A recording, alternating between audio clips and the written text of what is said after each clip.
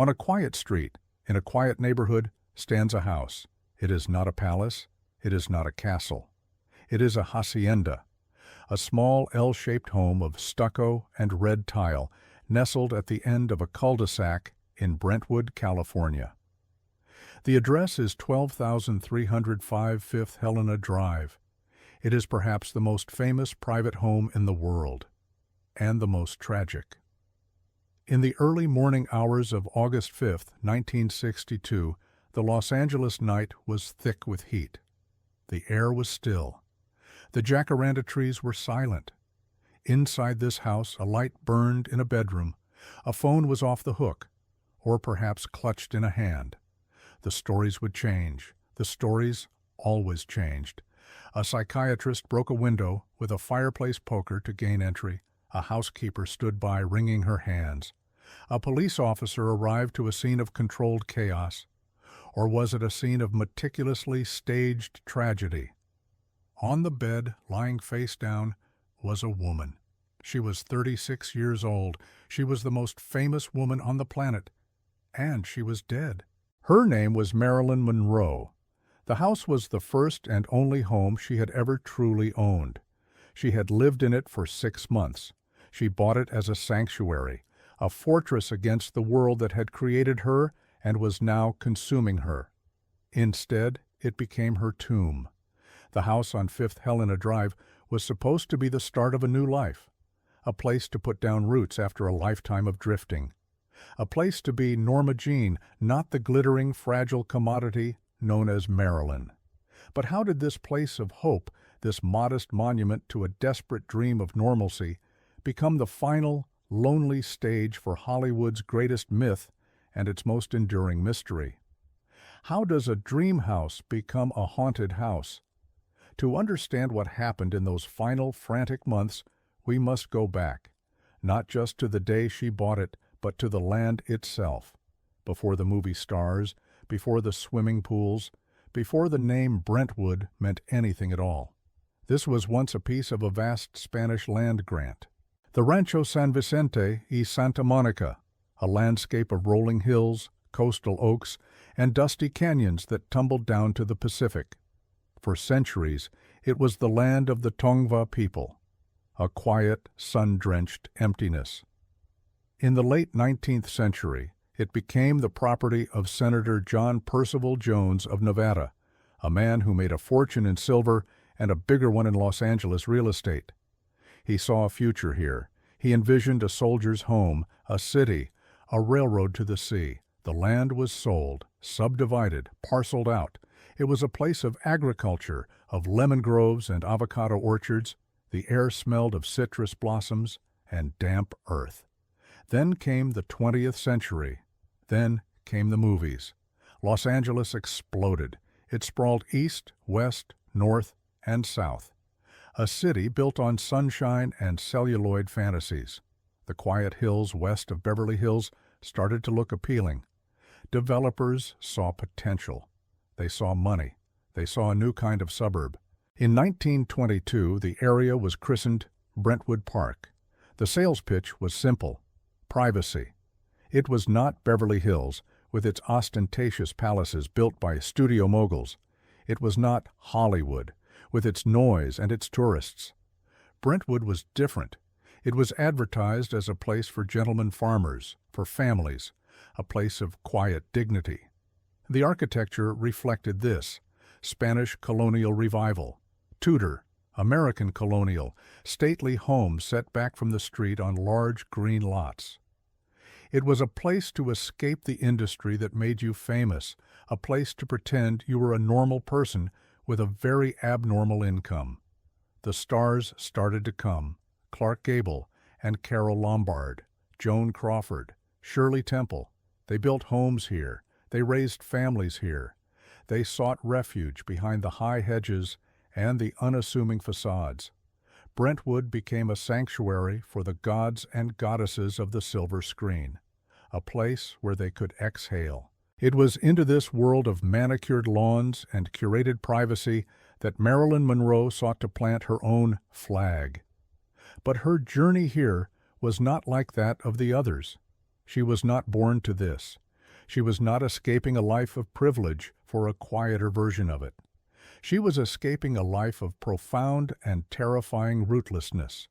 Her story did not begin in a quiet suburb. It began in chaos. Her name was Norma Jean Mortensen, or Baker. The name, like her father's identity, was never certain. Born in a charity ward in Los Angeles in 1926.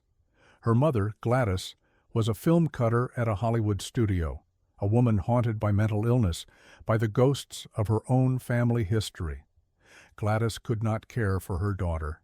So began the drift, a childhood spent in a constellation of foster homes, 11 of them, a blur of strange houses, strange beds, strange families. Some were kind, some were not. All were temporary. There was a brief, terrifying stay with her institutionalized mother's best friend, Grace. There was a period at the Los Angeles Orphans' Home. A home. The word was a fiction, a cruel joke. Home was a suitcase. Home was the back of a car. Home was a constant gnawing feeling of being unwanted. She learned early that her survival depended on her ability to please, to be what other people wanted her to be. It was the first and most important role she would ever play. At 16, she was faced with a choice, another orphanage or marriage. She chose marriage. To a neighbor's son, a young man named Jim Dougherty. She became a teenage housewife in a small apartment, another temporary address. Then came the war. Then came a job in a factory. Then came a photographer. He saw something in the girl with the shy smile and the stunning figure. He took her picture. And the world changed. Norma Jean, the unwanted orphan, began to disappear. In her place, a new creation emerged. A creature of light and ambition and breathtaking vulnerability. She dyed her brown hair a startling shade of platinum blonde. She changed her name. She took her mother's maiden name, Monroe, Marilyn, a name that sounded like champagne and diamonds. Marilyn Monroe was born, and she was an immediate success, a phenomenon. She was the ultimate Hollywood fantasy, the perfect blend of innocence and sexuality, the girl next door and the goddess in the bedroom. The studios knew what they had. They owned her. They molded her. They sold her image to the world. The money poured in. Millions, tens of millions, hundreds of millions. But it was the studio's money. Marilyn was a contract player. For years, her salary was a fraction of what her male co-stars earned, a fraction of the profits her films generated. She lived in rented apartments, hotel suites at the Beverly Hills Hotel, the Waldorf Astoria in New York. She married a baseball hero, Joe DiMaggio. She lived in his house in San Francisco. A guest in her own marriage. It lasted 9 months. She married a great intellectual, Arthur Miller. She lived in his farmhouse in Connecticut and his apartment in New York. She tried to play the part of the literary wife. Another role, another temporary home, 3 marriages, countless affairs, decades of fame, and never a place to call her own. Every house she had ever lived in belonged to someone else, a foster parent, a husband, a studio. The search for a home became an obsession. It was the one thing fame and money had not been able to buy her. It was more than a search for property. It was a search for a self, for a place where the performance could stop, where Marilyn could finally let Norma Jean breathe. By the end of 1961, the search had become urgent. Her marriage to Arthur Miller was over. Her health was fragile. Her reliance on psychoanalysis, on barbiturates, on champagne, was deepening. She had just finished a difficult film, The Misfits, a film written by her soon-to-be ex-husband, a film that felt more like an autopsy than a work of art. She was 35 years old, an eternity in an industry that worshipped youth. She was adrift again, living out of her apartment in Manhattan. Her therapist, Dr. Ralph Greenson, was in Los Angeles. He was her lifeline, her anchor. He urged her to move back to California, to put down roots, to buy a house. It was not just a suggestion, it was a prescription, a therapeutic necessity. A house, he believed, would give her a sense of permanence, of stability. It would be a project, a tangible symbol of a future she was struggling to believe in. So she began to look. She did not look in Beverly Hills. That was the land of make-believe, of studio-built facades. She had lived that life. She looked for something real, something small, something private. She looked in Brentwood, and there at the end of a winding, tree-lined cul-de-sac, she found it. 12,305 Fifth Helena Drive. It was not a movie star's mansion. It was a home. A single-story, L-shaped Spanish colonial revival hacienda, built in 1929. It was modest by Hollywood standards, just over 2,900 square feet. 4 bedrooms, 3 bathrooms. The house hugged the property line, creating a private, enclosed courtyard in the back, a sanctuary hidden from the street. It had thick, adobe-like walls that promised quiet, a red tile roof that spoke of permanence. It had a small guest house, a casita, next to a kidney-shaped swimming pool. It felt safe. It was at the very end of the street, no through traffic, no prying eyes. The price was listed at $77,500. She paid cash for a portion and took out a mortgage for the rest. Some reports say the final price was closer to $90,000. For a woman who had earned fortunes for others, it was a significant financial stretch. It was a serious commitment. She closed on the property in February 1962. For the first time in her 35 years, Norma Jean Mortensen owned a piece of the earth. She had a key to her own front door. This was not to be a set piece. It was to be her creation. She did not hire a famous, expensive decorator to do the work. She wanted to do it herself. She wanted the house to be a reflection of her, the real her. Her housekeeper and confidant, Eunice Murray, moved into the guest house to help. Marilyn's vision for the house was not grand. It was personal. It was intimate. She spoke of making it a fortress of solitude, a place where she could retreat and heal. She planned an herb garden outside the kitchen window. She flew to Mexico with a friend, not to a resort, but to the towns of Toluca and Taxco. She went to the markets, the workshops, the factories. She bought hand-painted tiles, brightly colored textiles, carved wooden furniture, woven rugs, tin mirrors. She was not shopping as Marilyn Monroe, the movie star. She was a woman furnishing her home. She chose every piece herself. She was building a nest. Back in Brentwood, the boxes arrived. The house slowly began to take on her personality. It was a fusion of rustic Mexican charm and simple Californian comfort. It was not the sleek, mid-century modern style popular at the time. It was earthy, it was warm, it was real. The most telling detail was one she had installed on the front doorstep, a set of tiles bearing a Latin inscription from the coat of arms of a family she admired. Cursum perficio. It translates to, "I am completing my journey," or more ominously, "Here my journey ends." Was it a statement of arrival, a declaration that her long search for a home was finally over? Or was it a premonition, a subconscious acknowledgement of a finality she felt closing in? The ambiguity was pure Marilyn, a mix of hope and fatalism.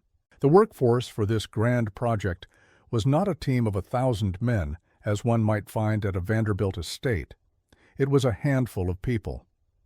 There was Eunice Murray, the housekeeper, a woman in her 60s whose presence was both a comfort and a source of friction. She was an employee of Dr. Greenson, a minder as much as a helper. There was a handyman who helped with repairs and painting. There were the delivery men bringing furniture and boxes, and there was Marilyn herself, directing everything. The house was a hive of quiet activity, a project filled with promise. The architectural details spoke of her desire for security.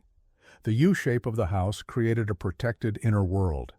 The living room, dining room, and her bedroom all looked out onto the private patio and the swimming pool. The world was kept at bay. The windows were small, the walls were thick. It was a structure designed for defense.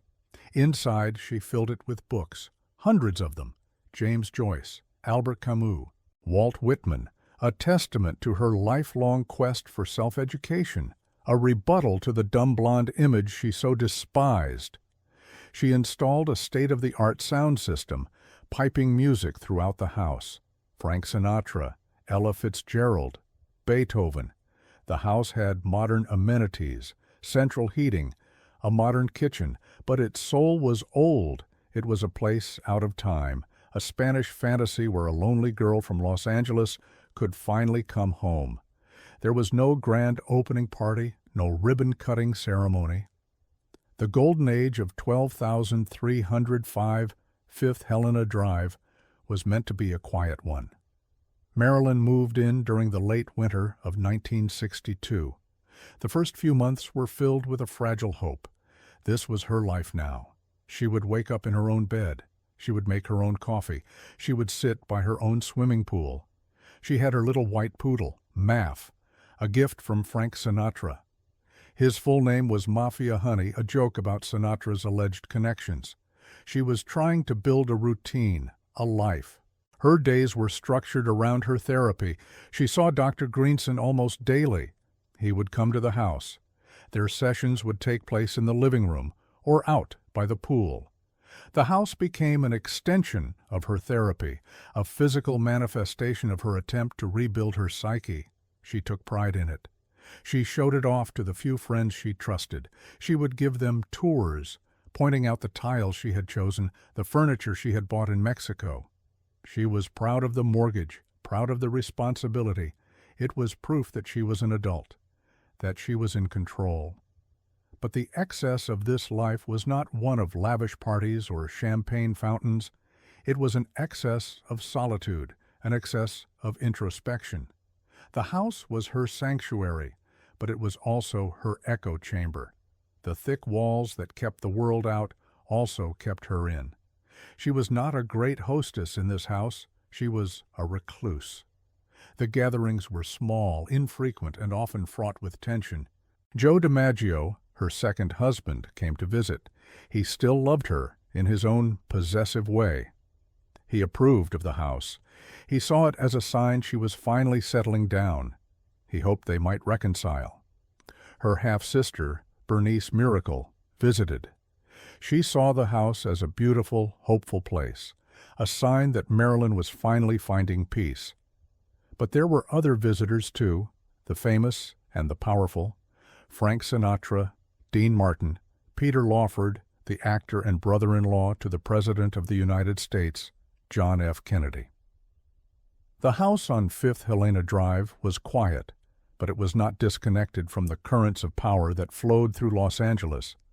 Marilyn's life was still deeply entangled with powerful men, with the studio, with the White House. Publicly, the purchase of the house was seen as a positive step. The press reported it as Marilyn Monroe, the superstar, finally buying her first home. It fit a narrative of maturity, of stability. But they couldn't get inside.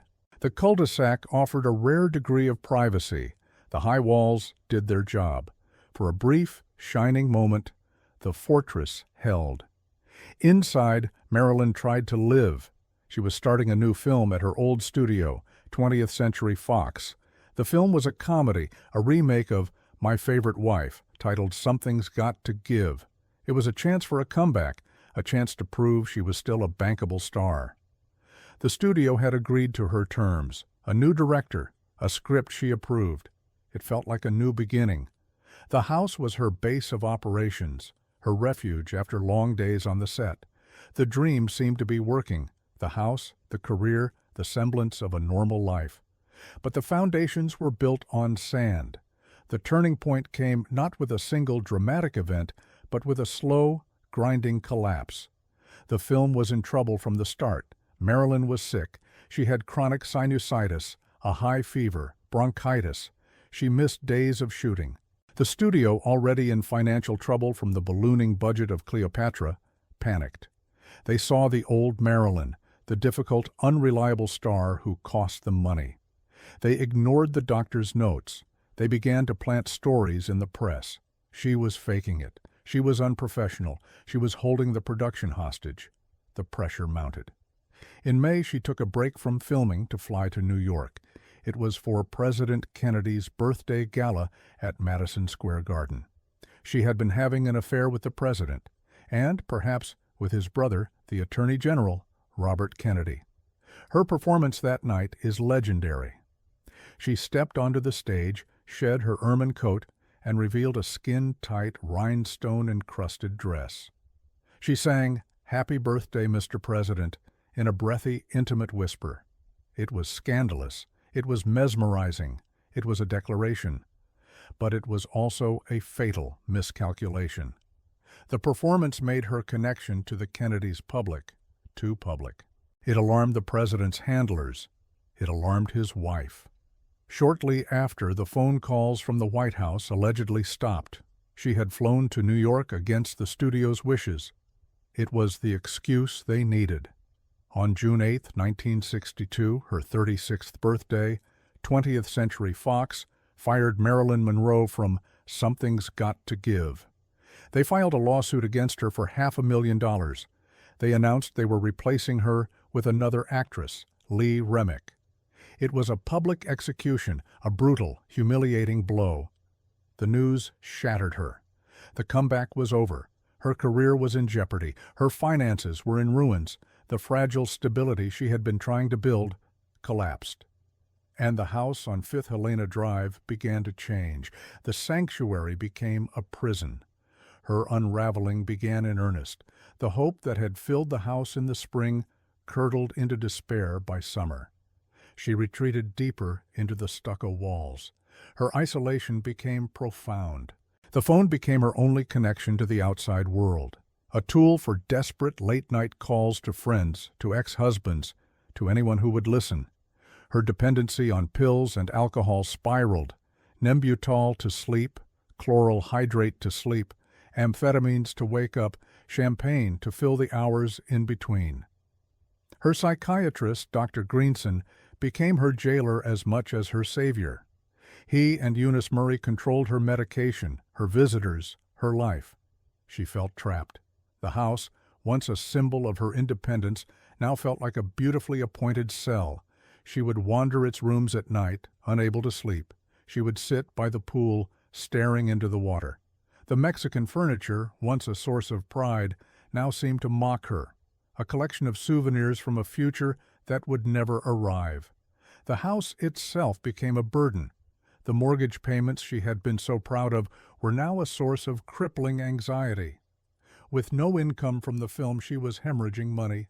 She had put almost everything she had into this house. The thought of losing it was unbearable. It was the only home she had. To lose it would be to become that drifting orphan once again. The dream was devouring her. There were moments of clarity, moments of fight. Her co-star, Dean Martin, refused to continue the film without her. The studio was forced to reconsider. They began negotiating her return. They offered her a new contract, a 2-picture deal for $1 million. She had won. She did a series of interviews and photo shoots to reclaim her narrative, the famous Last Sitting, with photographer Bert Stern, a series of photos for Life magazine. In them, she looks beautiful but fragile, defiant but exhausted. She spoke to the Life reporter about her house, about her career, about fame. "Fame is fickle," she said. "I now live in my work and in a few relationships with a few people I trust." But the trust was eroding. Her relationships with the Kennedy brothers had grown toxic. According to some accounts, she felt used and discarded. She knew too much. She had kept diaries, read diaries. She was making threats, threatening to hold a press conference, to reveal everything. She was becoming a political liability, a danger to powerful men. The final act began on the last weekend of her life. The timeline of those last 48 hours is a chaotic maze of conflicting statements, redacted reports, and unanswered questions. Saturday, August 4th. Dr. Greenson spent the morning with her. He said she was depressed and disoriented. Her publicist, Pat Newcomb, had stayed the night before. They had a fight. Newcomb left in the afternoon. Peter Lawford called. He invited her to a dinner party at his house. She declined. Her voice sounded slurred, distant. Lawford called again later, concerned. He said she told him, "Say goodbye to Pat, say goodbye to the president, and say goodbye to yourself, because you're a nice guy." The line went dead. Lawford panicked. He called his agent. He called Marilyn's lawyer. A flurry of calls. But no one went to the house for hours. Why? The housekeeper, Eunice Murray, gave multiple contradictory accounts of the evening. In one version, she said she went to bed around 8 p.m. In another, she said Marilyn retired to her bedroom around that time and she stayed up reading. She said she saw light under Marilyn's door around midnight and wasn't concerned. Then, around 3 a.m., she felt something was wrong. The light was still on. The door was locked. There was no answer. She called Dr. Greenson. He arrived. He saw the locked door. He went outside and peered through the bedroom window. He saw her on the bed, unmoving. He broke the window with a poker. He climbed inside. He found her. The official police report says the call came in at 4:25 a.m. But phone records, later unearthed, suggest Greenson and Murray may have called for help hours earlier. What happened in those missing hours? The scene in the bedroom was stark. Marilyn, naked, face down on the bed, a telephone in one hand. On her bedside table, a collection of empty pill bottles, Nembutal, chloral hydrate. But there was no glass of water. How did she swallow dozens of capsules without water? The autopsy would later find a massive overdose of barbiturates in her blood, enough to kill several people. But very little residue in her stomach. This suggested the drugs may not have been taken orally. The coroner, Thomas Noguchi, would later call it a probable suicide, a term that satisfied no one. The house was sealed, but not before a whirlwind of activity. Eunice Murray was seen washing sheets in the middle of the night. Files were missing. Her famous red diaries were never found. Had the house been cleaned up? Had evidence been removed before the police arrived? The questions began immediately, and they have never stopped. Was it suicide? A desperate act by a woman in unbearable pain? Was it an accidental overdose? A fatal miscalculation in a deadly game of chemical self-medication? Or was it something else? Was she murdered? Silenced by powerful men who feared what she knew? The house on 5th Helena Drive held the answers, but its thick walls kept their secrets. The world awoke on Sunday, August 5th, to the news. Marilyn Monroe was dead. The shock was seismic, a wave of global grief. Her obituary was on the front page of every newspaper in the world. The language was often brief, understated, a stark contrast to the sensational life she had lived. Marilyn Monroe, film star, dies. The cause of death was listed, but the cause of her life's pain was left unexamined. She was a goddess who died alone in a small stucco house. Her funeral was arranged by Joe DiMaggio. It was a small, private affair. He barred the Hollywood elite, the people he blamed for her destruction. No Sinatras, no Lawfords, no Kennedys. For 20 years, he had roses delivered to her grave twice a week. But the house, her only true home, began its second life. It was no longer just a house. It was a landmark, a crime scene, a shrine. It was sold a year after her death. The new owners were a family who tried to live a normal life there, but normalcy was impossible. Tour buses would crawl down the quiet cul-de-sac. Tourists would try to peer over the walls. Psychics and ghost hunters would leave letters in the mailbox. The house had become a public spectacle, a permanent part of the Marilyn Monroe death tour. It passed through a series of owners over the decades, each one buying a piece of Hollywood history, each one inheriting the ghosts. In the 1970s, the actress Veronica Hamill owned the house with her husband. During a renovation, they made a startling discovery. They found a sophisticated system of listening devices and telephone taps embedded in the walls and phone lines throughout the entire house. The discovery fueled the conspiracy theories. Was the house bugged by the mafia? By Jimmy Hoffa? By the FBI? By the Kennedys? The house itself seemed to be offering up clues, whispers from its own past. Hamill also claimed the house was haunted. She spoke of seeing a misty, blonde figure in a mirror, of feeling a presence in the master bedroom, of the house having a sad energy. She was not the only one. Workmen reported tools disappearing. Neighbors spoke of lights going on and off in the empty house. The legend grew. 12,305 Fifth Helena Drive was no longer just the house where Marilyn died. It was the house where she remained. The house became a character in its own right, a silent witness that refused to let the story die. It became a filming location, its exterior used in television shows and movies, a piece of shorthand for Hollywood tragedy. It fell into periods of neglect. The paint peeled, the garden grew wild. It became a magnet for trespassers, for vandals who scrawled messages on its walls. Local preservationists fought to protect it, to have it declared a historic landmark.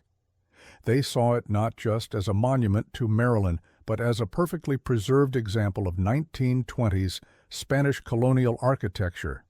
But its fame was its curse. In the modern era, the house has been bought and sold several more times, each sale making headlines. The prices have climbed into the millions. A macabre reflection of its enduring fame. Recent owners have fought against the historic landmark designation. They do not want the increased public scrutiny. They want what Marilyn wanted, privacy.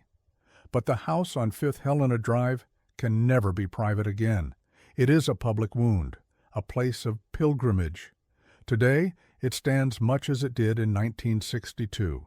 The red tile roof, the white stucco walls, the lush greenery that shields it from the street. From the outside, it looks peaceful, serene, but it is a house saturated with history, with sadness. It is a monument to a dream that was fulfilled for only 180 days. A dream of a home, a place to be safe, a place to put down roots. The house outlived its creator. As houses always do, it absorbed her hope, her despair, and finally, her death. The inscription on the doorstep, Cursum Perficio, remains the story's haunting epitaph. Here my journey ends. She thought it meant she had finally arrived, but the house knew better. It was the final destination. The story of Marilyn Monroe is a story of ambition and talent, of exploitation and abuse. But it is also the story of a homeless girl who just wanted a home. She poured her last reserves of hope and money into a small house on a quiet street. She believed it could save her. Instead, it became the last and most famous of her temporary addresses, a place where the performance finally stopped and the legend began. Who paid for this house? On paper, it was Marilyn. With a mortgage and money she had finally managed to keep for herself. But the real cost was not measured in dollars. The price was her life. The price was her peace. The house endures, a silent stucco testament on a sun-drenched California street. It holds the echoes of her laughter, of her tears, of her frantic final phone calls. It is a memorial, a mystery, a warning. Every mansion has its shadows. Every dream has its price. And some houses, the ones where history holds its breath, never truly let their owners go. They become part of the architecture, a ghost in the machine, a whisper in the empty rooms. The house on Fifth Helena Drive was not a palace. It was not built by a tycoon to flaunt his fortune. It was built by an ordinary person in the 1920s and bought by an extraordinary woman seeking an ordinary life. That is the heart of the tragedy. Her dream was so simple, so relatable. A front door, a roof, a bed of her own. She got her house, but she never got her home. The legacy of the house is now inseparable from the legacy of the woman.